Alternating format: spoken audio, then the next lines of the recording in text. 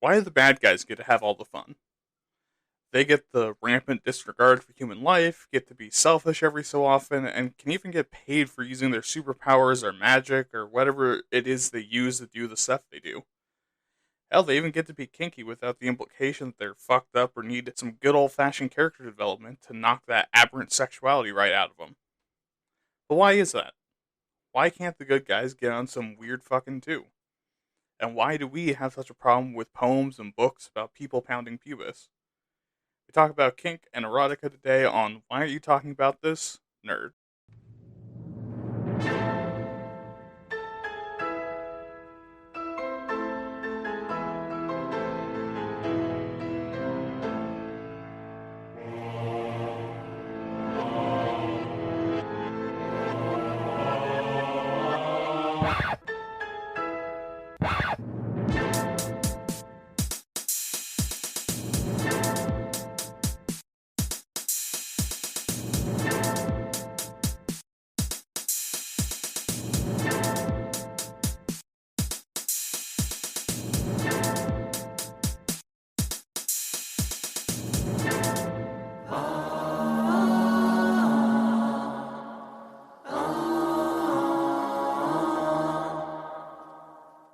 Hello, everyone, and welcome to Why Aren't You Talking About This, Nerd, aka Waytat Nerd. I am your host, William. I want to thank you all for listening, even if it's punishment for coming when you weren't supposed to, or your Dom won't let you touch the pod player. It means the world to have the listenership, captive audience or not. Now, this is the part of the show where I'd answer emails or address concerns, but so far my email box only has passive-aggressive jabs from podcasting platforms calling me a coward for not buying their services.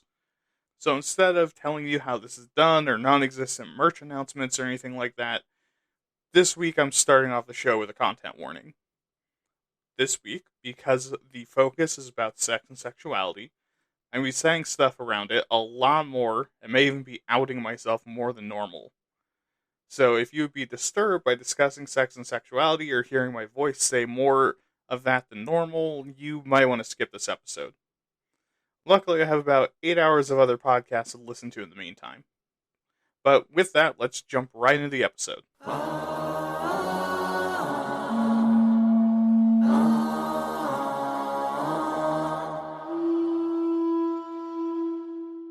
And I think the best place to start would be discussing what kinks, fetishes, and the community even is to start with.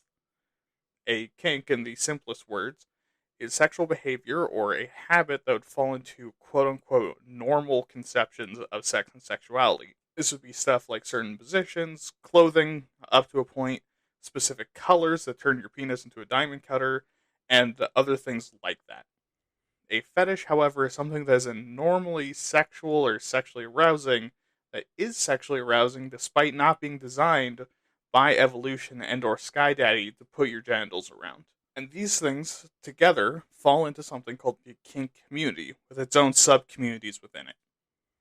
The kink community is the general name for people into these sexual acts and are either open about it or live a lifestyle that allows them to pursue it. People in the kink community usually embrace their kinks and fetishes and take a lot of pride in them. But before we continue, there is another important thing to note about these things. While it is sexual in nature, something important to remember for kinks especially is that they don't have to include coming or having sexual contact, and in some cases don't even necessarily involve being aroused. Rather, kinks can also come with a feeling of physical, emotional, and even spiritual pleasure and fulfillment and closeness with the person or people engaging in it. Yes, sex is part of it, but especially for people who live a lifestyle around it, something about it feels satisfying and comfortable. And how do I know that?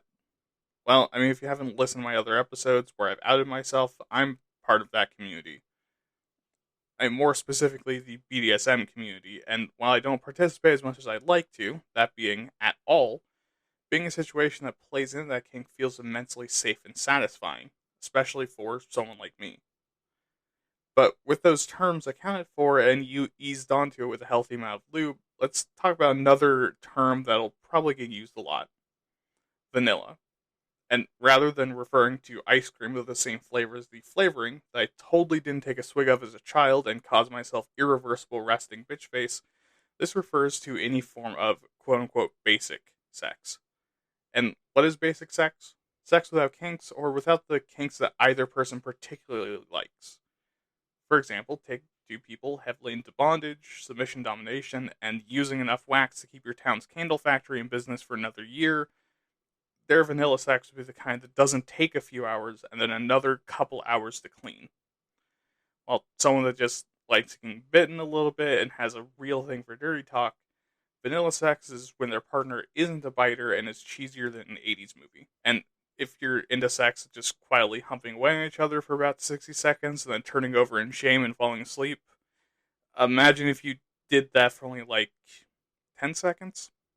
And the last thing to talk about before we actually get into talking about actual literature and writing is a concept you'll probably see a lot if you create any kind of kink literature, abbreviated as, and please have mercy on me, YKINMKBYKIOK.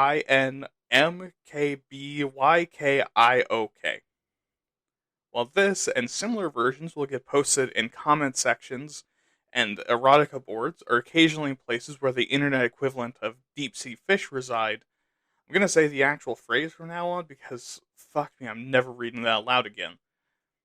Your kink is not my kink, but your kink is okay.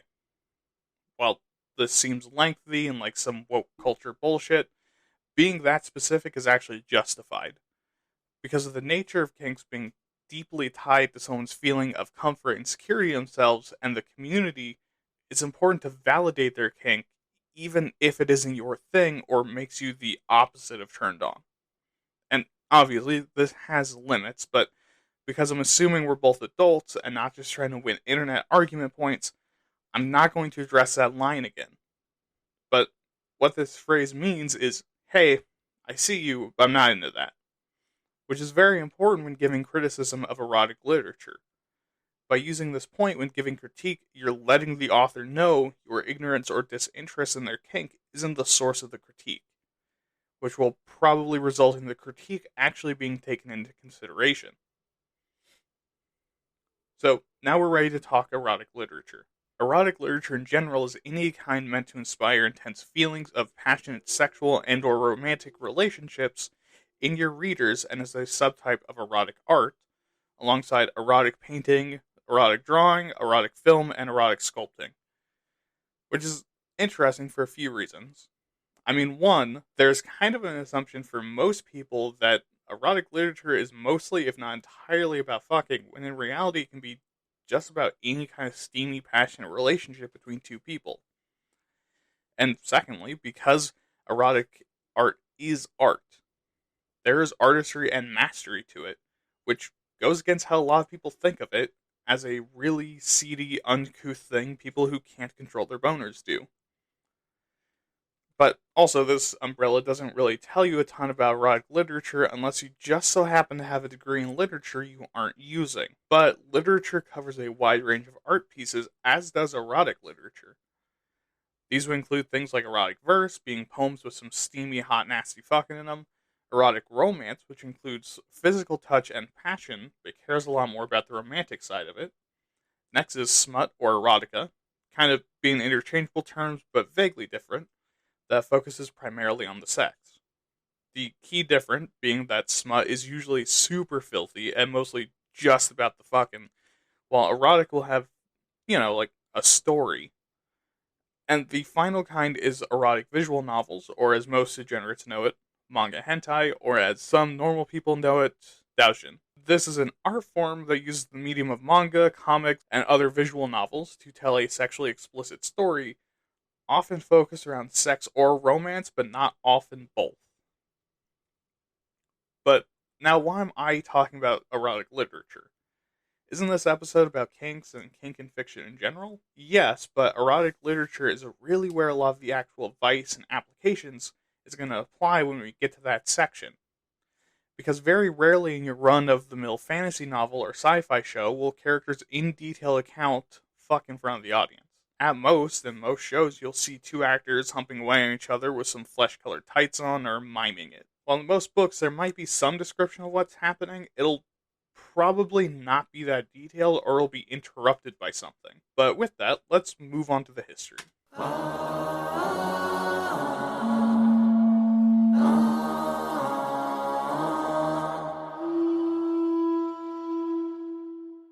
we start off once again in the oldest shit to ever exist. Ancient Sumeria is responsible for our oldest love poem ever, written for an ancient Sumerian king from the perspective of an especially horny woman, which may or may not have been written by a man. I'm not entirely clear on the details since this poem isn't exactly easy to find. I mean, go figure. Also in ancient Sumeria are the massive sets of poems about the goddess Inanna, goddess of love, war, fertility, beauty, sex, divine law, and political power, having very explicit and steamy sex with her mortal lover, the shepherd Dumuzid, who's a very lucky man.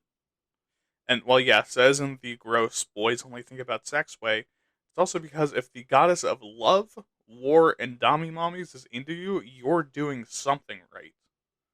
I mean, as much as I think I'm a decent catch, this dude's dick and good partner game are an entirely different level. Anyways, throughout the ancient period, much of the same is seen across a lot of ancient cultures. Alongside epics about big old manly heroes, origin stories of humanity and nature, and massive plays about political intrigue and family drama, a good number of people were interested in writing about sex, from tender lovemaking to primal and savage fucking. And while it wouldn't surprise you that the ancient Egyptians, Greeks, Aztecs, Chinese, and whatever other ancient writing cultures you could put erotic verse after were writing poems like this, it might surprise you that the precursors to Christianity has an entire book dedicated to it. Somewhere between 971 and 931 BC, the Hebrew Tanakh is written. This book, also often mistakenly named the Torah for one of the three books contained within it, was the direct ancestor of both Christianity and Islam, and one of the books written in it was filled with erotic verse and love poems called Song of Songs. Well, now the entire section is called the Songs of Solomon, as including Christian canon as an allegory for God and Israel. The Hebrew version is just straight up poems about a man and a woman writing each other some really horny and erotic and romantic letters. Which, as someone who has read this book, it's a little weird calling it an allegory for God and Israel, given that the woman gets both fingered and eaten out. But hey, maybe your relationship with Jesus is a bit different than most people's. Anyways, somewhere between 400 and 200 BC, the Kama Sutra is written. While in the modern day, this is called a sex book almost exclusively, this original version was more of an advice book and guide for all things romantic. Include questions and philosophy about love, how to court and romance, how to maintain and obtain fulfilling romantic, emotional, and sexual relationships, and tips and tricks that'll make dick pill salesmen hate you. And in this original version, it not only advocated for mutually pleasurable sex, but mutually pleasurable relationships, and linked the two, and gave actual actionable advice on handling problems in your sexual and romantic lives. And we'll get into how that got all fucked up later. After this, much of the history of erotic literature is quite similar, but with a steady shift during the Middle Ages taking place that turns the stories a bit more away from sex and more towards the romantic part of erotic storytelling, since, we didn't really want to offend Jeezy Boy and all. Despite that, there's still a good amount of fucking in medieval writing, either in allusions and poetry and plays, or in the full-fledged erotic books, like the Decameron in the 1350s. In this book, a group of 10 people take shelter in an Italian estate from the Black Plague and end up sucking, fucking, and adulterizing all over it. In addition, the Canterbury Tales, written between 1387 and 1400, have some notably spicy moments in them and even have some medieval portrayals of sex, including plots that you'd probably think were plot conveniences from internet porn. Now, unfortunately for all this dirty writing, the Puritan era of literature began in 1620. This era was essentially a bunch of religious people reading stories like the Canterbury Tales and watching Shakespeare and thinking, society's gone too far this time. Which, only they could see today. But anyways, in this period, the focus of writing shifted to be all about God and the Lord and the good things that they do. Which, to them, for some reason, doesn't involve sex and eroticism, despite the fact that the clitoris exists and the prostate is the G-spot.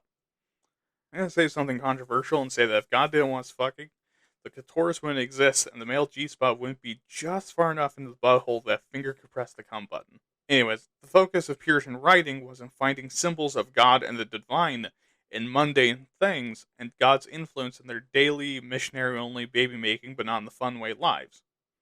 This period lasted until 1728, being replaced by the Restoration era following it. The Restoration era in the 17th century was partially shepherded in by John Wilmot, most well known for both his erotic and satirical poetry. The Restoration era was heavily focused on the rejection of Puritan ideals like predestination and God being present in every moment of our lives, as well as satire and a heavy focus on the social interactions and relationships rather than your relationship with God. In addition, a lot of these works were super political. But getting back to the publication of erotic literature, in 1763, an essay on woman was published as a satire on the set of poems called An Essay of Man. This collection includes classics like The Dying Lover to His Brick, The Universal Prayer, which has the same name as the poem it's parodying, Veni Creator, or The Maid's Prayer, and An Essay on Woman, all of these written by John Wilkes, and no, not that John Wilkes. And if you, like me, were unfamiliar with these poems, there's a reason why. See, at the time, these poems were considered so obscene and sacrilegious that he was declared an outlaw in England, which might seem like an overreaction by today's standards. Understand that the poems An Essay of Man were a collection of poems about morality and God, and the poems The Universal Prayer and Veni Creator Spiritus were both poems about being a good Christian boy and praising Jesus, so turning them into dirty poems were pretty big deals. I mean, it's not as bad, but it's 2 or 3 orders of magnitude lower than if you not only drew Muhammad, but drew Muhammad as an anime girl getting triple stuffed.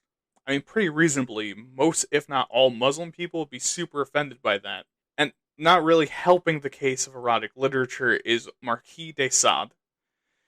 See, for a good number of years, this French novelist's writings were incredibly popular pieces of erotic literature that today would probably get at least 3/4 of all people extremely upset and worried, and the last 1/4 some sort of law enforcement or mental health professional called on.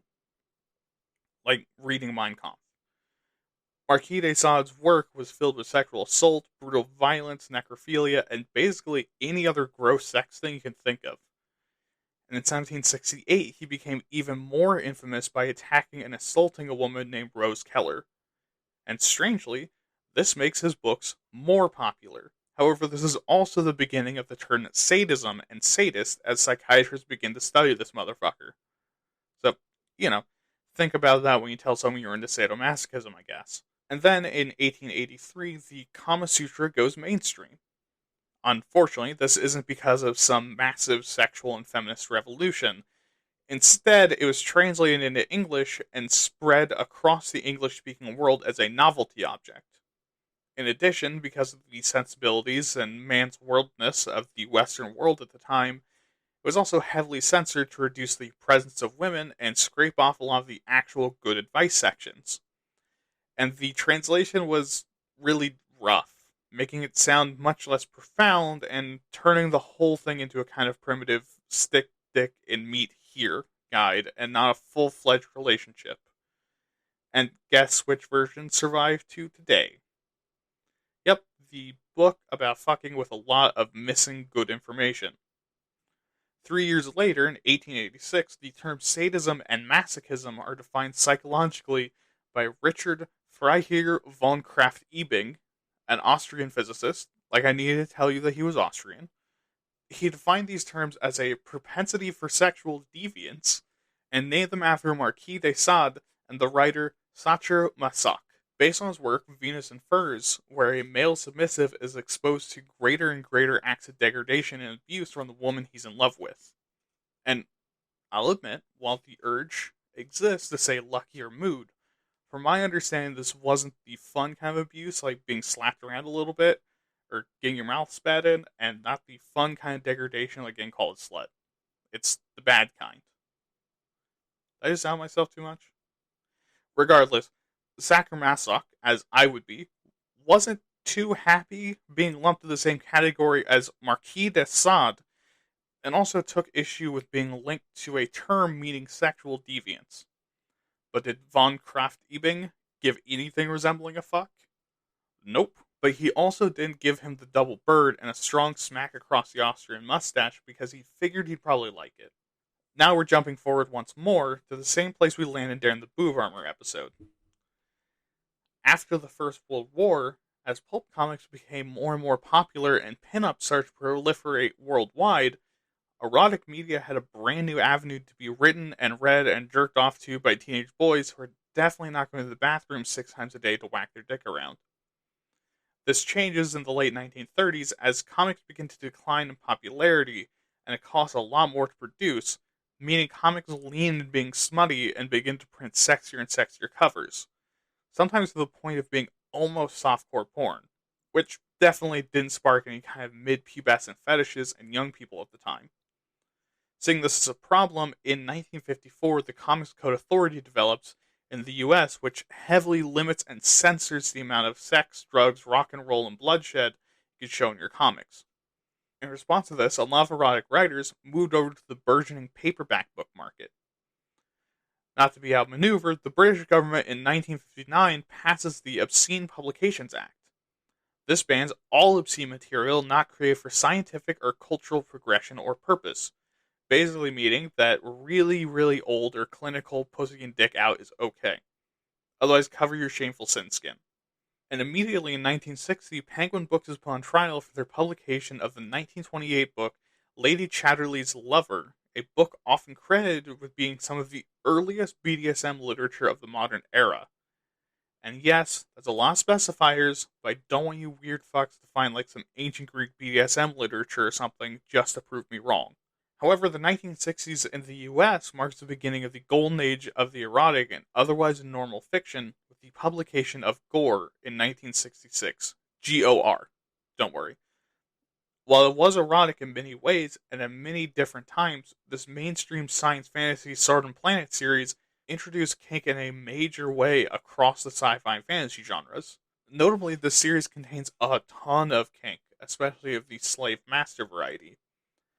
However, as expected, 1960s slave master kink fiction, it has gotten a lot of pushback for its depictions of slavery, especially slavery of women and how often they're treated as submissive sex objects rather than people.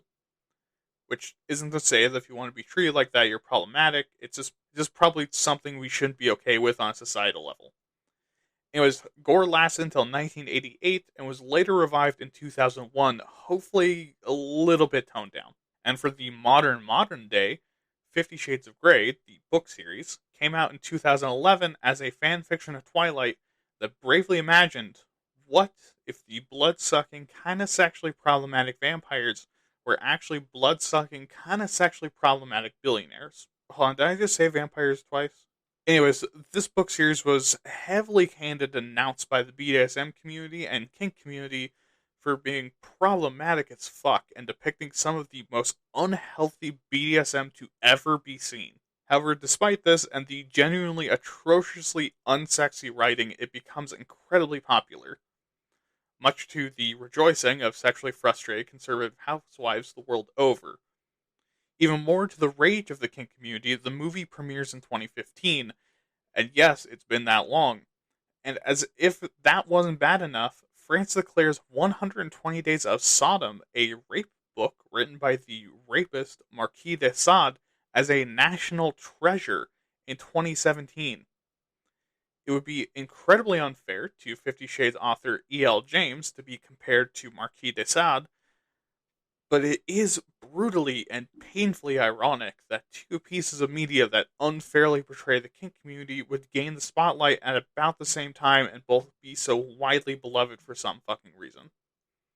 And, okay, also, I need to get this out because I found 50 Shades of Grey quotes. Popsicle is used in 50 Shades of Grey to describe giving a blowjob, I swear to all that you find holy. Okay, but getting back on track, let's talk about why this counts.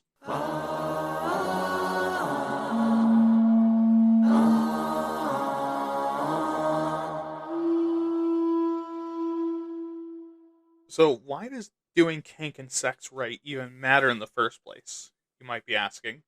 I mean, what's the worst that can happen if I get a little sloppy with my language here and there, or do something that's a little uncomfy? You follow up before I can answer? Because, I reply, smothering you with a pillow, sex is a sensitive subject. Almost unique in Western culture for the weird ways we think about it and behave towards it. Sex is a topic wrapped up in a lot of emotions, as well as some deep erotic feelings that we're uncomfortable with in the US, especially, but in many parts of the West. Also, if you're going to be quiet, I will let this pillow off your face now. So it matters that when you discuss sex in fiction, you give people plenty of lead up and warning and not jump scare them with someone getting their fucking guts rearranged. Why? Because beyond them maybe not expecting that to happen right at that moment, or watching slash listening slash reading with someone they don't want to see sex stuff with, some people have other problems. Maybe it's tied to some sort of trauma they're experiencing, or are sex addicts trying to recover, or just aren't comfortable with the implications you're presenting them with these specific characters, time, or scenario. For example, if you have a pair of characters in a student mentor relationship for most of the show you're running, and have a character in another scene go, I wonder how they are. And as a joke, you jump to them in the storage closet, fucking each other's brains out and screaming like a lion, getting extra large anal beads pulled out like a lawnmower cord.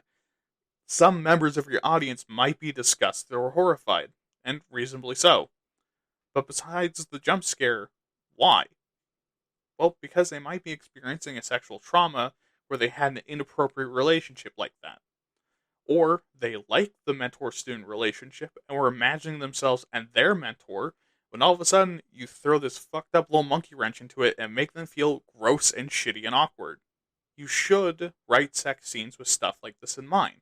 Not to say that you shouldn't do it, but if your sex scene is there because you want audience attention by making your very attractive actress act like she's getting plowed, fucking stop and write a better show. And even if it does have narrative weight, have some clear lead-ins or signals that your audience is about to be exposed to a sex scene. And for kinks, it's important to not spring a kink on an audience because of the same jump scare effect.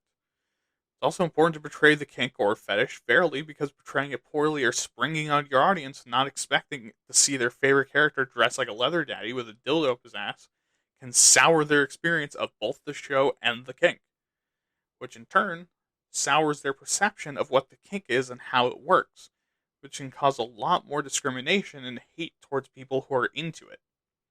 Additionally, if you do a kink in a problematic way, bet your ass the entire community around it is going to denounce you and call you out on your shit. And what are you going to do when the masochists are bashing down your door? Pain compliance just makes them hornier. But on the opposite end, if you portray kinks fairly and is something some people are into, it becomes less taboo and people are more willing to actually listen to someone with that kink, or maybe be open to finding out if they like it themselves.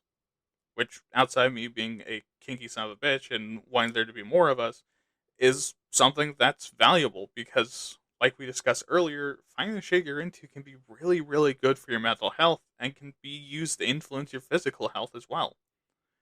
So say rather than doing the stereotypical sub-dom thing in a story where one is abusive and the other is terrified, you have them be more like equals. Like, sure, everyone knows that Bob and Kurt share a room that has shackles on the walls, and Bob makes the choices for them. Kurt genuinely and openly enjoys it, and the two both trust and believe each other. Something happens that's important, Bob drops the Dom attitude and listens to Kurt. And Kurt, despite being a sub, is willing to bring up important topics about their relationship and other things going on, including plot things. With this portrayal, you'll not only get a fiercely loyal honor guard of kinksters, for intimidation purposes only, but you also have shown people that 50 Shades of Grey and leather mommy villainesses aren't how this has to work, which means people understand the kink a little better. Which also means it's easier for people who try it out to end up in healthy relationships within a helpful and healthy community that feels fulfilling and fun, and not like a compulsion. And finally, with sex and fetishes, is that they're usually attached to villains. And both kinks and sexual activity in general isn't generally applied to main characters. And this is because of the bell curve of normality we discussed last episode. think about it real quick. Who are the canonically sexually active superheroes that aren't making out with slash fucking their one true love? Because for me, the ones that I think of are Deadpool, a bisexual and horny character in all the meanings of the word, and Harley Quinn, a bisexual and kinky character in all meanings of those words. And both are also straight up killers with mental problems. And this feeds into the issue here. If you attach kinks and sex with some sort of trauma, pathology, villain, self-destructiveness, or as a joke, then you reinforce those same real-world beliefs about kinks. And sure, can people who are self-destructive, mentally ill, or traumatized be engaging unhealthfully in kink to hide from their pain? Yes. I have failed to meet someone kinky that didn't at least start like that before they addressed their trauma. And are kinks deadly serious affairs with absolutely no levity? No. Kinks are supposed to be fun, and sometimes your brain will suddenly realize that what you're doing looks fucking weird and it's funny. But are they real experiences that are profound that should be treated as something people build a lot of confidence and comfort around? Yes, absolutely. So, let's tell you how to write about sex and kinkiness.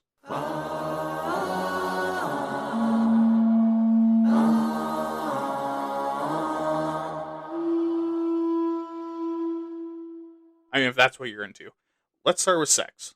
So, how do you write sex? Well, I mean, first off, know your audience. Is your story filled with a lot of sex and sexual tension by its nature, or would it make sense? And that's one thing. But if you're writing a normally not horny story, like a superhero story that isn't animated, it doesn't make sense to have a lot of fucking in it. Or if you're writing something about, like, a trap behind enemy lines, desperate war story, it's also probably not appropriate. Basically, think about who you're writing for and be suitably horny. So if you're writing for other writers, just write smut, for example. But what do you do if you realize that all the hot and steamy sex scenes you want to write doesn't fit your audience? Well, if it's appropriate to still imply it, then just lead into another moment before anyone gets naked and fade to black and go somewhere else. And the other thing is that if you have a very horny story, it's still important to be selective about the sex stuff you include. Because sometimes we don't need to see this pair of characters have eye-rolling orgasmic sex to prove they're compatible and work together 30 fucking times. Your audience probably knew that by time like number 3, and that's if they're especially dumb. Just move on and let them watch some other people get it on. Or, get the story moving, you horny bastard. Now, for the kinks. It's going to be a lot longer and will also be backwards compatible with the sex stuff. So the first thing to admit, and to break to you if you don't already know it, is that your kinks will absolutely bleed into your work if you have them. You can avoid this, but it's incredibly difficult to catch if you don't know what you're looking for. In addition, some audiences won't even notice. I bring this up because if you're going into something trying to write a kinky story, you don't have to worry about hamming it up. If you're worried about having your kinks in your story, I also wouldn't worry about that because more often than not, the people watching probably won't notice unless you out yourself. For example, I write a ton of stories with either a strong female lead or a very present supporting character that is hyper competent, physically imposing, and fucking terrifying. Now, if you didn't know anything about me, that's just a cool character design. But since I've outed myself on every possible platform, you know that is my kink, slipping one past the goalie. Now, the other piece of this, before we get into specifics, is to write kinks fairly. And how do we do this?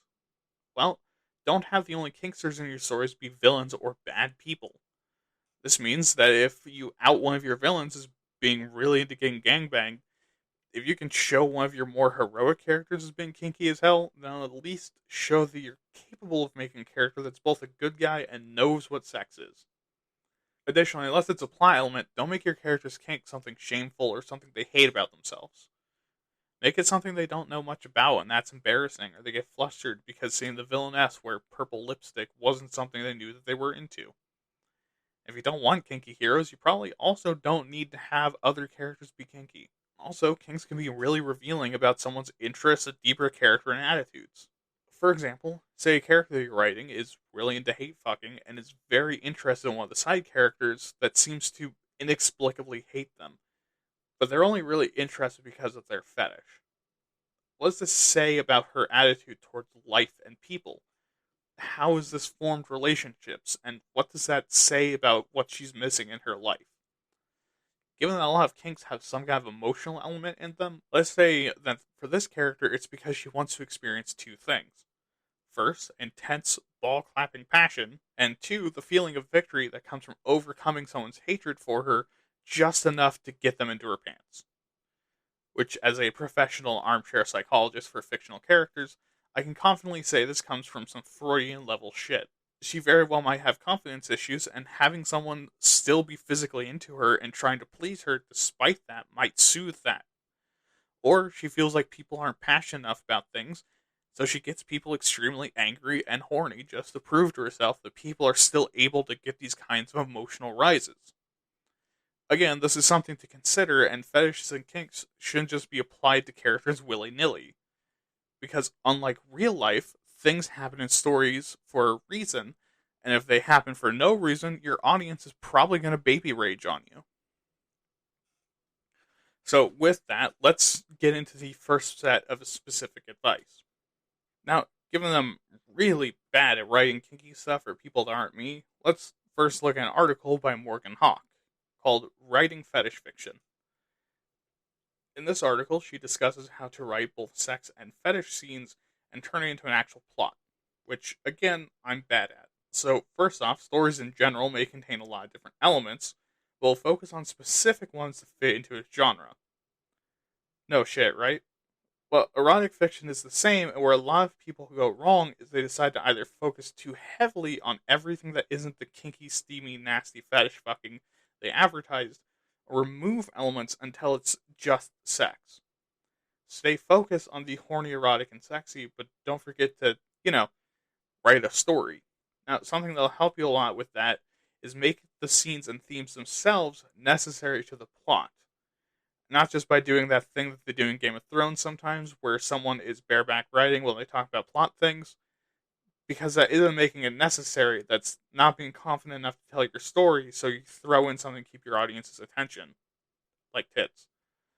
So make the story focused around this erotic shit, and if it doesn't have to be there, don't include it. Like, for example, if you're writing smut about a hooker and her John slowly falling in love, in the smut equivalent of Romeo and Juliet, then it would be important to show them banging and slowly it becoming more and more loving until it's not just about the sex anymore. And sure, you can include a couple of scenes of her fucking other people to demonstrate their connection, but these scenes become less and less necessary as time passes. It's like writing a war movie. Yes, fighting is going to be part of it, but it doesn't have to be wall to wall to count.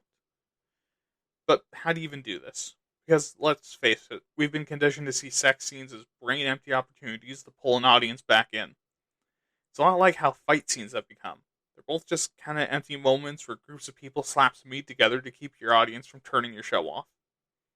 So how do you make the erotic become a driver of plot, action, drama, or information?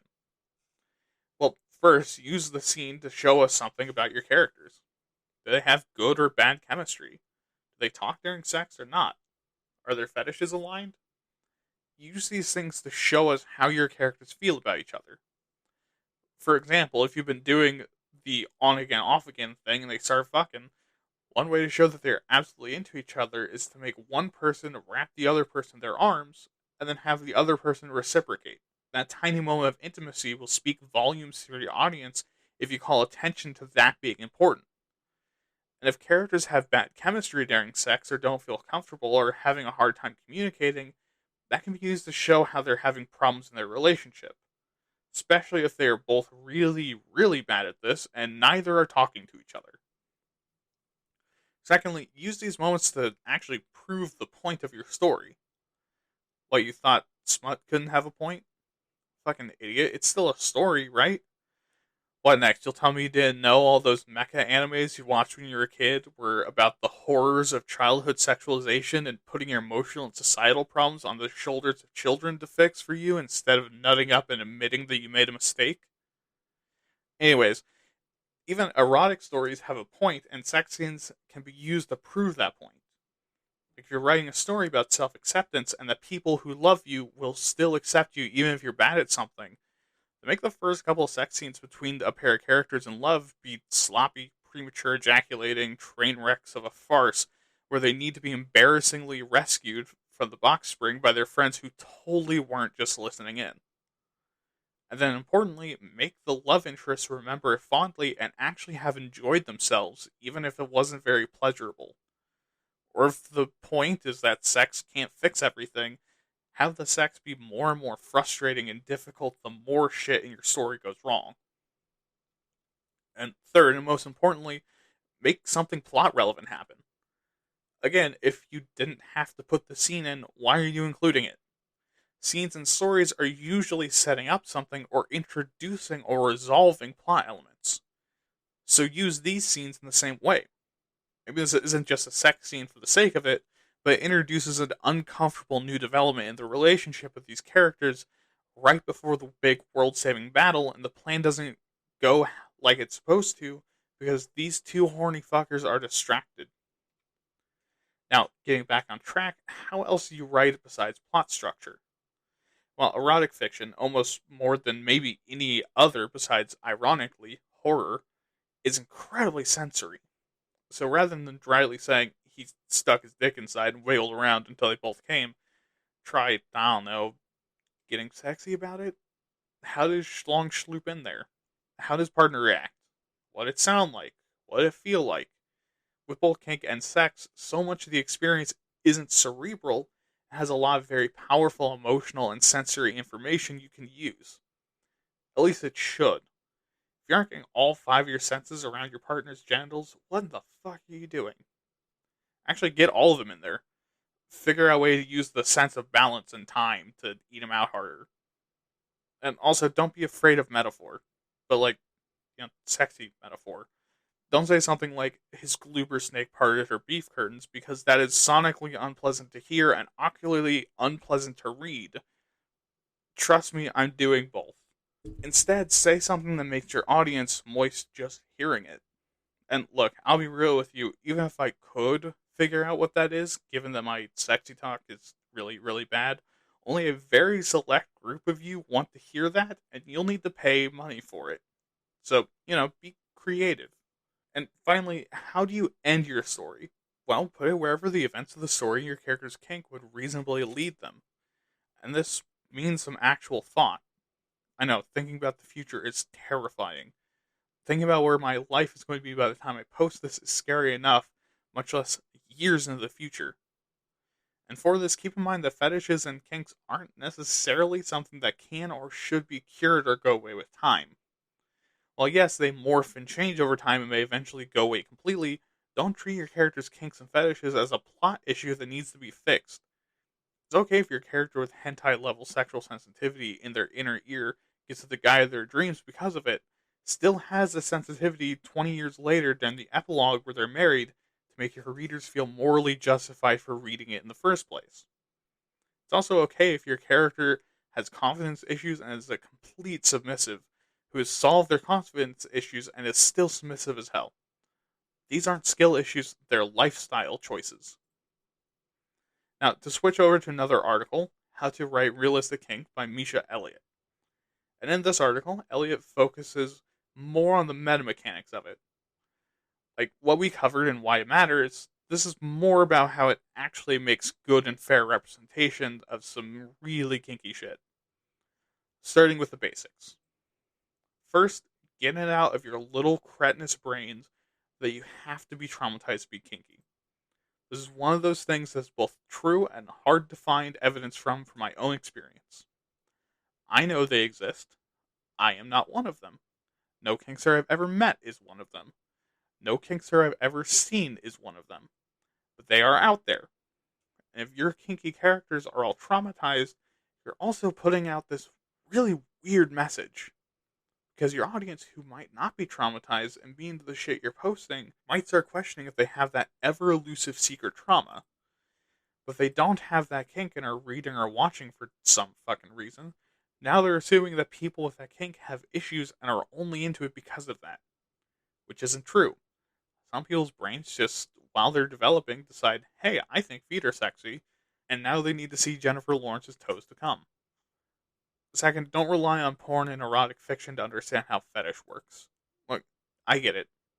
Trust me. It's fucking rough out there, and it's hard to find people that want to fuck you. Especially in the way you want to be. So it's tempting to just open up your porn site of choice, type in the fetish you want, and go to town writing or jerking or both. Instead, if you don't have the fetish in question, find that community somewhere and ask questions. Or if you're into it and aren't experienced, do the same. Maybe you'll luck out and they'll collectively decide to fuck you. You never know. And third, resources are out there about just about any fetish you can imagine. It's the grand old internet. Almost 2/3 is porn alone. People be horny in these parts, so you can find actual good, legit guides and get started pointers on almost any fetish you could possibly imagine. And here's the thing. People are willing to talk about it if you aren't a judgy prick about it. Go figure, right? Especially because as a particular kink becomes more well known, people in the community will become more and more comfortable talking about it. Meaning that if you're writing something like BDSM or bondage fiction, you'll have people lining up out the door to tell you all about it if you let them. And why are these the basics? Well, because in addition to making things like this fair, understand that a certain portion of your audience are people whacking off to it because they don't have someone to do it with.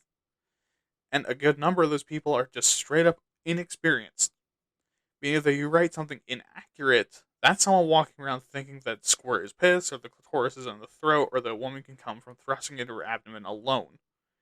If you write something dangerous or physically impossible, then you have dumbasses, no matter how much you tell them not to, trying it for themselves and getting themselves hospitalized or killed.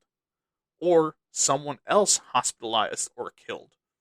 And if you show them something incredibly emotionally or physically abusive, or generally just toxic and shitty, it might lead to them putting up with some toxic and shitty things for no other reason than thinking that's just how it works. With that covered, let's get more into writing specific stuff. Starting with why you've chosen this particular fetish with this particular character. Why are they into it? And don't just say, hee hee to come, because no shit, Sherlock. Instead, consider what this kink means for them as a person and how they approach life and relationships because of it. Like mentioned earlier, kinks can be an insight into a person's attitudes on life and what they want from the world. And while I won't delve into my own existential crisis, I recently made realizations as to why I'm into what I'm into and why they feel so soothing and comforting and what that says about me personally.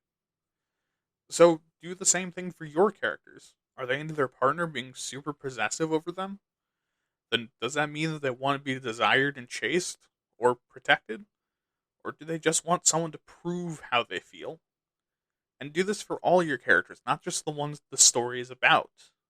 Make their fetish connected to their personality and story. Also, consent, consent, consent. For fuck's sake, I will turn you inside out if you ignore consent.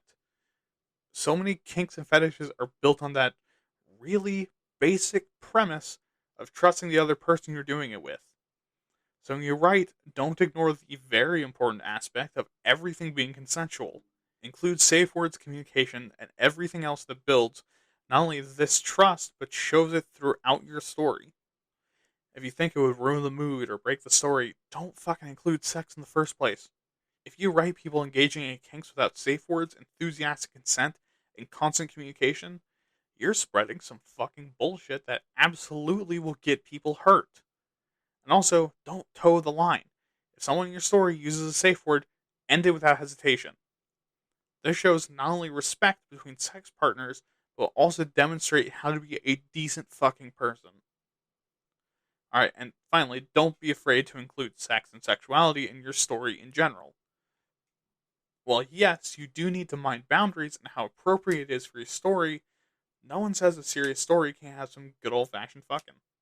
And look, this is a bigger thing of smut being considered a lesser form of art, but truly understand that it isn't.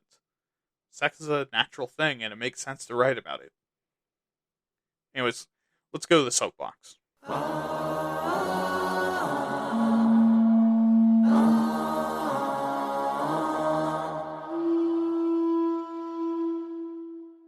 Alright, so now that I have the chance to talk about my preferred smut and sex and the weird kinky shit I think about in my spare time, what am I into? Not gonna do that, don't worry. Or worry a whole lot if you want to know what I'm into. Call me, I guess. Um, but am I a fan of kinky writing and sex and stories? Yes and no. I mean, in the sense of being a horny person, yes, obviously. But as someone who considers themselves an artist because they can write better than like a quarter of all people in existence, I'm actually a lot more wary of erotic writing as a genre. Not because it has bad roots or the idea of a sexy story you can wank your willy to, that's also something genuinely engaging and interesting doesn't sound great. Instead, it's because every time I try to find something either like that or similar to that, I can't. Because the genre has been flooded with amateur hour being horny on main and posting the least diluted industrial amounts of horny garbage I've ever seen. I don't just mean writing, I mean the stories and other forms of art as well that are used to tell erotic stories. Even modern erotic poetry seems really happy with itself to stroke its own ego that's not your grandpappy's poetry instead of trying to write poems. Well, sure, there's a lot of erotic media that's really high engaging that only lasts until you nut. Once you do, you really realize just how shitty it was in the first place. But again, conceptually, I think that's a cool idea. Also, a huge fan of including allusions to or outright talking about sex and stories where that isn't the point, both plot relevantly and not. For example, I think in a story about young straight men being isolated together, like in a war story, it would make a lot of sense for them to talk about sex or outright fantasize about women. Because young men in that situation start getting really fucking gross really fucking fast. Or a post apocalypse story with a mixed gender and sexuality group, of course the topic of sex would come up eventually, especially if members are shown to be attractive and they spend years together. I think that sex definitely has a place in writing, and I think, as hopefully the history shows, it's not going away. I mean, sure, the genre right now is kind of in a bad spot, but, that's the internet for you. It's wall-to-wall amateur hour in here. The genre will survive, and we'll probably even get back to the high art phase of its cycle, but right now we're dealing with moralizing geriatric lawmakers, realizing that people can see titties and bondage on the internet, so we're shifting from quantity over quality to the speakeasy of cum era right now. Alright, let's finish the episode.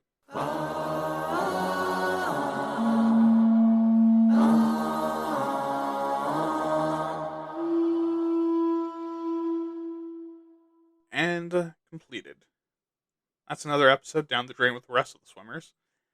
Anyways, don't forget to subscribe to this podcast feed, like it, leave a review, whatever else it is that you can do on your platform of choice. Send me an email at waytatpods.com. That is waytatpods@gmail.com. With questions, concerns, opinions, compliments, insults, actuallys, porn you've watched, weird kinks, and none of that, please, because the thought of the FBI asking me what terrorist plot I'm planning with all these feet pics scares the living shit out of me. Also, follow me on Twitter at waytat_pods. Remember to check out my other podcast, Waytat, where I talk about things happening in the US. They're usually a bit more soul crushing than this. Alright, have a good night, have fun, keep writing, and remember, stay kinky. This has been Why Aren't You Talking About This Nerd, and I've been your host, William. Good night.